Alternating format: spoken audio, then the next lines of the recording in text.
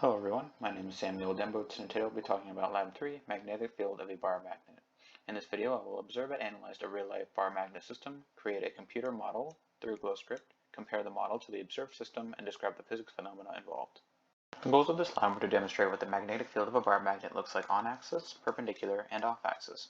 We plotted the natural log of the magnetic field versus the natural log of the distance to find a slope, which we expected to be about -3, and an intercept b, which we used to solve for the magnetic dipole moment in this equation here. We then utilized the Biot-Savart law to calculate that magnetic field of a dipole, as you can see in this equation here. This equation was used to find our expected value of n. The physical procedure for the system was to determine the location of a magnetometer on our cell phone. We achieved this by using the magnetometer app and creating a cross-section of the tape, as you can see in this image here. We then measured the magnetic field on-axis, then at an off-axis location, as you can see in this demonstration here. We recorded the data in a spreadsheet. You can see our data here. For the on-axis data, we had a various amount of average distances and average magnetic fields, which we then plotted on a natural log of magnetic field versus natural log of distance to find that our slope was very close to that -3 value we expected from our equations. We also found some off-axis data which we will use to compare to our computer simulation. Here are the results a little bit more cleanly. Our n value was calculated to be -2.95, which was an error of 1.53% from the equations we solved for earlier. We solved for the magnetic dipole moment of 3.09, and the average distance perpendicular was 0.188, and the average b net perpendicular was 7.38 times 10 to the -5 teslas.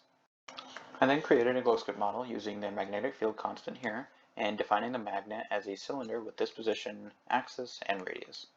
Using the distance from our on-axis data, I created two on-axis, 4 perpendicular, and 1 45-degree location of observation, and created the arrows associated with the magnetic fields at those locations.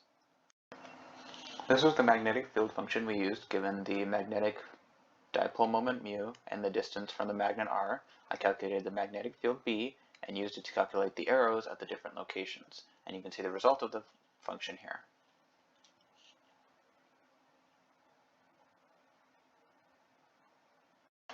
We can see the result of the GlowScript program here. The orange arrows represent on-axis locations, the blue arrows represent perpendicular axes, and the pink arrow represents the 45-degree off-axis location. We can see that the computed result was 2.6 times 10 to the -5th, compared to our measured result from earlier of 7.4 times 10 to the -5th. The differences are from electronic interference, improper alignment, and human error in the measurements. The first discussion question asked us what would happen if we did not align our magnetic meter to the magnetic north of the Earth, and the result is that our mu, n, and b values would be less accurate because the magnetic fields would be skewed towards the magnetic north of the Earth. And if we were to stick two identical magnets together, end toward end, and run the experiment again, we would see that the magnitude of the magnetic field would double, but the direction would remain the same. Thank you for watching.